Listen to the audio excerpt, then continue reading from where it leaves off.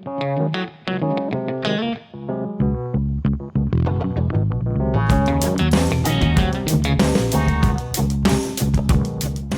Morning, welcome to Arijit official YouTube channel. আর আজকে কোথায় আছি?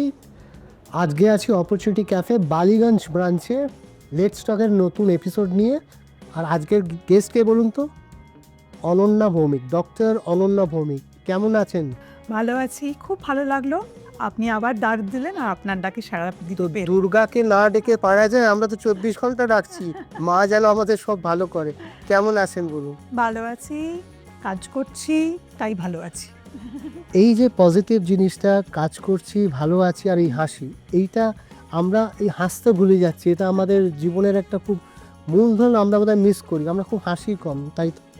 তো ওনার একটা সুন্দর জিনিস আছে, স্ট্রাকচার আছে, যেখান থেকে উনি খুব ভালো কিছু করেন। তো ওটা আমি না ব্যাখ্যা করে ওনার মুখ থেকেই শুনবো। যদি একটু বলেন আপনার ইন্টারাকশনটা দিয়ে। আসলে আমি ছোটবেলা থেকেই আমি ভীষণভাবে ইন্টারেস্টেড ছিলাম ভালো থাকা নিয়ে পড়াশোনা করার জন্য। তো প্রথম দিকে মনে হলো নিউট্রিশনটা পড়লেই বোধহয় ভালো থাকতে কী করে হবে সেটা বুঝতে পারবো, হাউ টু প্রিভেন্ট ডিজিজেস। তাই আমি নিউট্রিশন নিয়ে পড়াশোনা করি, তারপরে মাস্টার্স করি, পিএইচডি করি ইন ক্লিনিক্যাল নিউট্রিশন। কিন্তু তা আমি বুঝতে পারছিলাম যে আমি পেশেন্টদের হোলিস্টিকভাবে ভালো থাকার মন্ত্রটা দিতে পারছিলাম না। তখন মনে হলো সাইকোলজিটাও পড়া দরকার। তো 2 বছরের সাইকোলজি পড়ি আমি।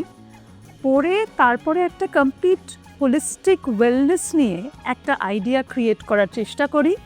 আশা করি পেরেছি। আমি শুরু করি আমার কোম্পানি কোড ওয়েলনেস 3 বছর আগে। এবং আজ সবাই আমাকে বলেছিল যে ওয়েলনেস মানে ভালো থাকা, মানে সেটা কি, সেটা বাঙালিরা খুব একটা ইন্টারেস্টেড নয়, মানে কলকাতায় কেউ বুঝবে না। কিন্তু I think I could make a difference. আর কলকাতায় অনেকেই হোলিস্টিক ওয়েলনেস নিয়ে জানার জন্য আমার কাছে আসেন। এবং হোলিস্টিক ওয়েলনেস মানে বেসিক্যালি ভালো থাকার মূল মন্ত্র যেটা আমরা বলি, হ্যাঁ পুরোপুরি সায়েন্টিফিক্যালি আমরা করি। We have a team of medicine doctor, me being the clinical nutritionist and wellness consultant. I have psychiatrists, psychologists, I have dermatologists, I have a yoga expert, and I also have orthopedic. তো এরা আমরা সবাই মিলে ভালো থাকার একটা মূল মন্ত্র দেওয়ার চেষ্টা করি থ্রু কোড ওয়েলনেস। এবং এবারে যেটা আমার করে খুব ভালো লেগেছে, ফার্স্ট টাইম ওয়েস্ট বেঙ্গলে code wellness global wellness day celebrate করেছে in collaboration with the ministry of culture. আমরা ইন্ডিয়ান মিউজিয়ামে এটা করতে পেরেছি। আশা করি এই প্রথমবারটাই শেষবার হবে না। আমরা আবার প্ল্যান করছি 2026-এর জন্য ফর গ্লোবাল ওয়েলনেস ডে। আর আমি অলকাদারে একটা ক্ষমা চেয়ে নিচ্ছি, উনি আমাকে ইনভাইট করেছিলেন কিন্তু সাধারণত আমি পৌঁছতে পারিনি। তো 26টায় করবেন আর আমি পৌঁছবো। তো এই যে জার্নিটা, মানে ওনার সাথে আমার আলাপ হয় 2024-এ দুর্গা সম্মানের প্ল্যাটফর্মে। এক্স্যাক্টলি। তারপরে হয়তো আমাদের রেগুলার দেখা হয় না, কিন্তু মাঝে মাঝে মেসেজ তো আমার সবার কাছে যায়। সব দুর্গাদের কাছে আমার মোটামুটি মেসেজ যায়, এই ভিডিও এই ভিডিও এই ভিডিও। আমার আসলে মনে হয় যে হয়তো দেখা হচ্ছে না, কথা হচ্ছে না, কিন্তু সম্পর্কটা যাতে, ব্রিজটা যাতে নষ্ট না হয়, কেন সম্পর্কটাই হচ্ছে আমাদের মূলধন, এবং ওইটাকে নিয়েই আমরা জীবনে আমাদের গ্রোথগুলোকে করার চেষ্টা করি। তো এবার আমি যদি একটু ছোটোবেলায় ফিরে যাই, বড় হওয়ার ছোটোবেলাটা কিভাবে কেটেছে এবং কি পরিবেশে কেটেছে যদি একটু জানানো যায়। অনেকেই জানেন আমার মা ডক্টর নন্দিনী ভৌমিক, এবং সেই সূত্রেই বলি আমার বেড়ে ওঠাটা একটু অন্যরকম। আমার কাছে সেটাই স্বাভাবিক মনে হতো, কিন্তু পরবর্তীকালে বুঝতে পারলাম একটু অন্যরকম। কারণ সত্যি মা সবসময় শিখিয়েছে যেটা ঠিক সেটার পাশে দাঁড়াতে, টু ভয়েস ইউর ওপিনিয়ন। আর since she is a social reformer, আমি তো সেটাই মনে করি। সেখানে জেন্ডার ডিসক্রিমিনেশনটা আমি ছোটোবেলা থেকে কখনো বুঝতেই পারিনি। আমি শুধু জানতাম আমি মানুষ। তো মেয়ে হিসাবে এটা পারবো না বা ওটা পারবো এইটা কখনো বুঝতে পারিনি। খুব সিম্পল, ফান, হ্যাপি চাইল্ডহুড কাটিয়েছি। হ্যাঁ, একটু স্পয়েলড, কারণ আমি বড় মেয়ে ছিলাম। আমরা যৌথ পরিবারের মানুষ, তো 3 বোন আমরা একসাথে মানুষ হয়েছি। এবং কখনো বুঝতেই পারিনি যে আমরা কোনো ছেলের থেকে কোনো অংশে কম। তো বাকিরা যখন এসে বলে না যে বাবা তুমি এইটা করছো, এটা তো ছেলেরা করে, এটা পারছো, আমার তখন কখনো মনে হয়নি ওরকম কিছু। ইনফ্যাক্ট আমার একটু অবাক লাগে যে মানুষ হিসেবে পারি, মানে ছেলে আর মেয়ের কি পার্থক্য, সবই তো এক। তো সেই জন্য মানে মানুষ হতে শিখেছি, ইন্ডিপেন্ডেন্ট হতে শিখেছি। আর আমাদের পরিবারে একটা খুব মজার জিনিস, আমাদের পরিবারে প্রত্যেকের প্রফেশন খুব আলাদা। মানে বাবা হচ্ছেন ম্যানেজমেন্টে, মা তো সংস্কৃতের প্রফেসর, তারপরে প্রিস্টেস, আর আমার বোন কম্পিউটার সায়েন্স, আমি ক্লিনিক্যাল নিউট্রিশন অ্যান্ড ওয়েলনেস, মানে পুরোপুরি হেলথ। তো মানে সবাই খুব আলাদা। এটার কারণ হচ্ছে মা বাবার শিক্ষা, যে তুমি যেটা ভালোবাসো, যেটা করলে মনে হবে না যে তুমি কাজ করছো, যেটা করলে তোমার মনে হবে এটা করলে আমার এনার্জি বাড়ছে, সেইটা করতে মা বাবা সবসময় শিখিয়েছে, তাই সেটাই আমি করি। মানে এই বীজটা কিন্তু ওরা দিয়ে দিয়েছেন আজকে, যেটা আপনি করেছেন, যেটা করা স্প্রেড আপ করছেনও আপনি, যে সেলফ ইন্ডিপেন্ডেন্ট হও, বি আর ডিসিশন মেকার, মানে ওই স্পেসটা আপনাদের দিয়েছেন। এই প্রসঙ্গেই আসে যে আমাদের এখন যে জেনারেশনের মধ্যে দিয়ে যাচ্ছে, মানে বাচ্চাদের পড়াশোনার চাপের থেকে মনে হয় বাবারা মারা বেশি চাপে থাকেন। এইটা কেন হচ্ছে? এই কম্পিটিশনটা কেন আসছে? দেখুন, আবার সেই ছোটোবেলাতেই ফিরে যাই। আমার মনে হয় আমরা তো একটা স্যান্ডউইচ জেনারেশন, আমার নিজের জেনারেশনটাকে সেটাই মনে হয়। কারণ আমাদের মা বাবাদের যে জেনারেশনটা ছিল, তারা সবসময় এটাই ভেবেছে যে স্যাক্রিফাইসটা খুব গ্লোরিফাইড হয়েছে।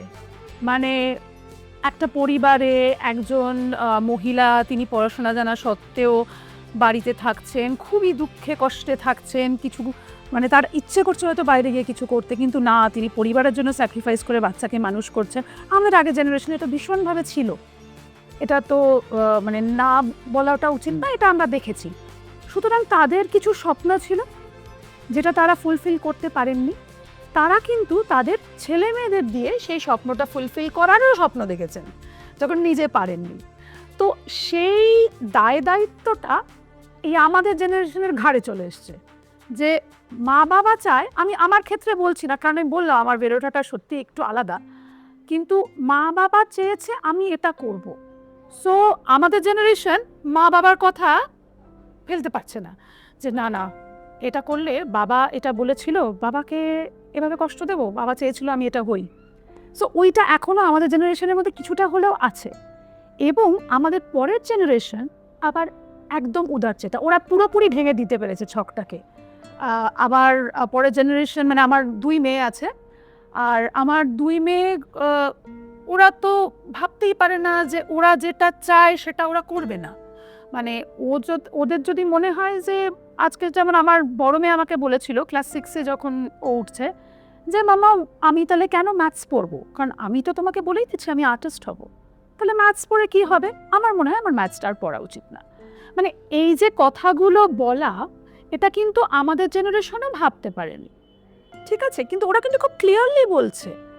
তো সুতরাং আমরা হচ্ছি স্যান্ডউইচ জেনারেশন। আমরা মা বাবার কথাও শুনছি, আমরা আমাদের বাচ্চাদের কথাও শুনছি। সুতরাং আমাদের জেনারেশনের বেশিরভাগ, আমাদের মধ্যে ওয়েলনেসের অভাব। আবার ফিরে আসি আমার টপিকে। তার মানে কি আপনার মেয়েদের জেনারেশনটার থেকে আবার একটা ফ্রেশ জেনারেশন শুরু হবে, যেখানে সেলফ ইন্ডিপেন্ডেন্টলি ডিসিশন মেকিং এর জায়গাটা ওরা পৌঁছবে? এক্স্যাক্টলি। এবং সেটাকে ওরা স্বাভাবিক ভাবছে, যেটা মানে যেহেতু আমি প্রচণ্ডভাবে আমি পেশেন্ট যখন দেখি, যারা আমার পেশেন্ট তারা জানে আমার 0.5 ঘন্টা লাগে মিনিমাম, 1 ঘন্টাও লাগে মাঝে মাঝে। তো কারণ আমি ওয়েলনেসটা বোঝার চেষ্টা করি, তো সেই সূত্রেই আমি এটা অবজার্ভ করেছি যে আমাদের জেনারেশনে শুধু যে মহিলা বা পুরুষের আলাদা বলছি না আমি, আমাদের জেনারেশনটাই একটা ওই স্যান্ডউইচ জেনারেশন, যাদের ওয়েলনেসের বড় অভাব। মানে তারা কিছুতেই মানিয়ে নিতে পারছে না এই বাচ্চাদের AI dependent, gadget dependent life এর সাথে, যেখানে তারা প্রচণ্ডভাবে কি বলবো, দে আর আপফ্রন্ট, ওরা যেটা করবে, ওদের জেদ আছে, ওরা যেটা ফোকাসড। এটা খারাপ ভালোর মধ্যে আমি যাচ্ছি না, কিন্তু ওদের চিন্তাধারাটা ওরকম, যেটা আমাদেরকে দাবিয়ে দেওয়া গেছে আমাদের জেনারেশনে অনেকে হয়তো ভেবেছে যে না আমি আর্টিস্ট হব, কিন্তু বাবা মা বলেছে এই না। আমি একটু ইন্টারাপ্ট করছি, মানে এই জন্যেই কি বিদেশি যে স্কুলিংগুলো হয় সেখান থেকে ডিভিশনটা ভাগ করে দেওয়া হয় যে এই বাচ্চারা কী নিয়ে পড়বে, গান তো গান, ড্রয়িং পেন্টিং তো পেন্টিং, অ্যাক্টিং তো অ্যাক্টিং, এই সেগ্রিগেশনগুলো স্কুল থেকেই করে দেওয়া হচ্ছে। তাহলে কি ওই পদ্ধতি আমরা এখনো অ্যাডাপ্ট করে উঠতে পারিনি? না, আমাদের তো সেই পদ্ধতিটা আছে তো। আমাদের এখন যে নিউ কারিকুলামটা হয়েছে ইন্ডিয়াতে, তাতে কিন্তু 8 এর পরে সেই দিকে ইউ ক্যান চুজ, অনেকটাই চুজ করা যায়, যেটা আমরা হয়তো পাইনি, চুজ করা যায়। কিন্তু এটাও ঠিক যে কোথাও আপনি যদি আমাকে জিজ্ঞেস করেন তাহলে আমি বলবো আমি চাই আমার মেয়ে অঙ্কটা ক্লাস 10 অবধি অন্তত পড়ুক, কারণ পরবর্তীকালে যদি সে, আমি ধরে নিলাম আর্টিস্টই হলো, এখন বাচ্চারা অনেক সময় অনেক কিছু বলে, কিন্তু ধরে নিলাম আর্টিস্ট হলো, তাহলেও তো তাকে কোথাও একটা টাকা গুনতে জানতে হবে। তার মানে আমরা কিন্তু মন থেকে চাইলেও যে তুমি আর্টিস্ট হও, তুমি অ্যাক্টিং করো, তুমি পেন্টিং করো, তুমি গান সিঙ্গিং করো, কিন্তু অ্যাজ এ পেরেন্টস আমরাও কিন্তু বুঝতে পারছি না হাউ শি উইল আর্ন, এর স্টেবিলিটিটা কোথায়। মানে এটা কিন্তু একটা সংশয় থেকে যাচ্ছে, ওয়েদার শি উইল বি আর he will be success on that field also. মানে এইটা কি আমাদের সেটা তো আছেই, সেটা তো আমার মনে হয় ওই অনিশ্চয়তাটা সব জায়গায় আছে, মানে আমাদের বাবা মাদেরও আমাদের নিয়ে ছিল, তাদের বাবা মাদেরও তাদের নিয়ে ছিল, যতক্ষণ না একজন তার পায়ে শক্ত হয়ে দাঁড়াচ্ছে ততক্ষণ তো এটা অনিশ্চয়তাটা থাকে। এটা মানে আমার, ধরুন আমি যদি ডাক্তারি বা পড়ি বা ডাক্তারের তার প্র্যাকটিস কেরম হবে, ইঞ্জিনিয়ার সে কাজ কেমন পায়, সব সেগমেন্টেই থাকে। সব সেগমেন্টে থাকে, সব সেগমেন্টে থাকে, কিন্তু হ্যাঁ এখন অপরচুনিটিটা অনেক বেশি। তো সেই জন্য আমরা মা বাবা হিসাবেও ভাবছি যে আমার মেয়ে যখন এত বা মেয়ে বা ছেলে যেই হোক না কেন, যদি এত কনফিডেন্টলি বলে যে আমি এটা হতে চাই, আমরা তখন ভাবতেও পারি না যে সেটাকে বাধা দেব। এই অ্যাওয়ারনেসটা কি আপনারা স্প্রেড আপ করার চেষ্টা করেন, মানে স্কুলে গিয়ে বা ক্যাম্পাসিং কলেজে গিয়ে এইগুলোকে দেওয়ার চেষ্টা করা উচিত বলে মনে হয় যে এইগুলোকে? আমার মনে হয় এই জেনারেশনের ছেলে মেয়েদের চিন্তাধারাটাই এরকম, এবং তাদের আটকালে প্রবলেম, শুধু প্রবলেম না, মানে তাদের আটকালে একটা পরিবার এফেক্টেড হয়ে যায়। আমি এটা ভীষণভাবে মনে করি, যেহেতু দেখুন আমি আবারও বলছি আমি এভাবেই বড় হয়েছি, আমি ভীষণভাবে মনে করি যে যেটা ভালোবাসি, যেটা করলে মানে নিজেকে প্রকাশ করতে পারি, নিজেকে কি বলবো, নিজেকে ইউজফুল মনে করতে পারি টু দ্য সোসাইটি, সেটাই করা উচিত। এবং আমার ধরুন আমি ছোটোবেলাটা, ধরুন আমি বাই প্রফেশনাল আমি ড্রাফটসম্যান হয়েছিলাম। আচ্ছা, আমার ছোটোবেলা থেকে থিয়েটার করতাম, ওকে, লুকিয়ে, ডিরেকশন শিখিনি, সেটা লুকিয়ে অ্যাসিস্ট্যান্ট হয়ে কাজ করা। আমি একটা সময় চাকরি বাকরি সব ছেড়ে দিলাম। আমি কখনো আমার বাড়ির পারমিশন নিয়ে আমাকে কেউ অ্যাপ্রুভাল দেয়নি, রাইট, দেখতো না বাজে প্রফেশন যেও না কিন্তু ওইখানে আমি আর্ন করতাম, আই ওয়াজ নট হ্যাপি, ওখানে আমার সাকসেস স্টোরিটা হয়নি। আমি যেদিনকে ফিল্ডে ঢুকলাম সেদিনকে কিন্তু আমার সাকসেস স্টোরি শুরু হলো, এবং আমি দেখেছি যারা এই রিস্কটা নিতে পারে তাদের সাকসেস স্টোরি কিন্তু ওখান থেকেই শুরু হয়। মানে আমি ভেরি বাই হার্ট কোনটাকে আমি সাপোর্ট করি। এক্স্যাক্টলি, এক্স্যাক্টলি, ওই জন্যই ক্যারিয়ার কাউন্সেলিং। যারা, যে বাচ্চারা বুঝতে পারছে না যে তারা পরবর্তীকালে কি করতে চায়, তাদের জন্যই ক্যারিয়ার কাউন্সেলিং। কিন্তু তবে এটা দেখে খুব ভালো লাগে যে আজকালকার বাচ্চারা খুব clear in their mind, very clear, I must say, very clear. মানে আমি শুধু আমার মেয়ের জন্য বলছি না, আমি তো রেগুলারলি ইয়াং অ্যাডাল্টস দেখি যারা 13 বছর বয়স, 14 বছর বয়স, ওরা খুব ক্লিয়ার যে ওরা কী হতে চায়, ওরা সেই অনুযায়ী নিজেকে তৈরি করতে চায়। Interesting, very interesting. হ্যাঁ, একটা বড় নেগেটিভিটি আছে, সেটা সেটা নিয়ে কথা বললে অনেক সময় লেগে যাবে। সেটা হচ্ছে the negative influence of mobiles and screen on children. কারণ আমাদের মানে এখানে আটকানে তো এটা মানে হয়ে গেছে, মানে আমরা অ্যাডিক্টেড হয়ে গেছি। মানে কি হয়েছে, 2 বছর আমাদের জীবনে ওইটা একটা অবলম্বন হয়ে দাঁড়িয়েছিল। মানে আমরা তো বাঁচার তখন, মানে আমি ওই টাইমটায় ফোনের মাধ্যমে আমার প্ল্যাটফর্মের গ্রোথ কিন্তু এই 2 বছর 19 আর 20। মানুষ আমাকে চিনতে শিখেছে, বুঝতে শিখেছে বিকজ আমি ফোনটাকে একটা টুল হিসেবে অ্যাপ্লাই করেছিলাম গ্লোবালি। যখন পৃথিবী বন্ধ আমি তখন এটাকে বলেছিলাম যে আমি একটা কন্টেন্ট করতে চাই, আমি একটা জিনিস স্ক্রিপ্ট পাঠাচ্ছি, করে পাঠাবে। সবাই পাঠিয়েছিল, মানে সবাই, তো ওটা তো এখন তাদের কাছে অক্সিজেন। কিন্তু আমি আমার ছেলেকে দেখেছি বা আমার ফ্যামিলিকে, আমি নিজেও ওই 2 বছর কিন্তু আমি বেঁচেছিলাম বা ওই ফোনটাকে অবলম্বন করে। তো হাউ টু গেট আউট, মানে এটা আর মানে আমার এপিসোডটা শেষ করব ওইটা দিয়ে যে যারা এই ফোন এইটাকে অ্যাডিকশানের মতন, আমিও প্রচুর ঘন্টা ফোনে থাকি, কেন ওটাই হচ্ছে আমার টুল যেটা দিয়ে আমার নেটওয়ার্কিং চলে, সরে থাকতে পারি না। আমি যদি 1 ঘন্টা ফোন না ধরি আমার কিরম করে, আমার কী এলো, কোন মেসেজ দিল, কোথায় আমার কী, এটা আমি বুঝতে পারি। তাহলে আমি আমার ছেলেকে কীভাবে বারণ করবো? আসলে দেখুন, এটা একটা বয়সের পরে এটা একটা ওয়ার্ক স্পেস হিসাবে ইউজ করা যায়, কিন্তু যেই সেটা একটা অ্যাডিকশনের জায়গায় চলে যায়, I think we adults can understand যে কোনটা অ্যাডিকশন আর কোনটা is need of the work. যেমন আমি, আমার হাজব্যান্ড, আমাদেরকে রেগুলার পেশেন্টের সাথে ফোনে ইন্টারাকশন করতে হয়, কিন্তু তার মানে এই নয় যে মানে আমি তো একেবারেই অ্যাডিক্টেড নই। কারণ আমি ভীষণভাবে এটা মেনটেন করি যে যখন আমি বাড়িতে, I believe in quality time. I do not really believe in quantity time. My mother was also working, তাই আমি দেখেছি যে quality is more important than quantity. তো আমার বাচ্চার সাথে যখন আমি কথা বলি, সেটা দিনে 45 মিনিটও একজনের সাথে হতে পারে, আমাকে 2 বাচ্চাকে তো অ্যাকোমোডেট করতে হয়। মানে এটা কিছুই না, একটা মানুষকে তার যোগ্য সম্মান দেওয়া। আজকে যখন আমি আপনার সাথে কথা বলছি, এই যে আমি আপনার সাথে চোখের দিকে তাকিয়ে কথা বলছি, এটা তো বেসিক, তাই না? And that is wellness. আজকে যদি ধরুন আপনি আরেকটা মানুষ, আমি আর আপনি, ধরুন আমরা একটা কাজ নিয়েই কথা বলছি, একটা ইন্টারাকশন করছি, তার মধ্যে যদি আমি ফোনটা তুললাম, তাকালাম, ইনস্ট্যান্টলি আসলে যেটা হচ্ছে, আমাদের কনভারসেশনটাকে আমি ইনসাল্ট করছি, রাইট? সো এটা কোথাও একটা আমাদের শিক্ষার মধ্যেও পড়ে। এই হিউম্যান টাচটাকে কিন্তু ফিরিয়ে আনতে হবে।